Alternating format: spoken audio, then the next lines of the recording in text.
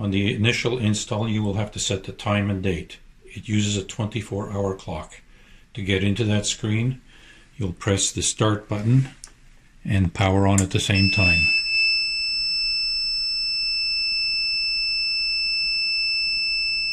Then you're into the S1 screen. Select it by pressing the start button again, and then advance to the time and date by using the program button. When the digits are blinking, that's when you can change them. Change a digit, use the temperature button.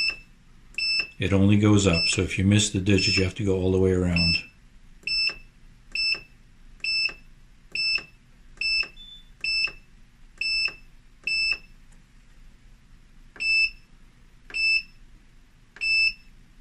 Next one will be the year,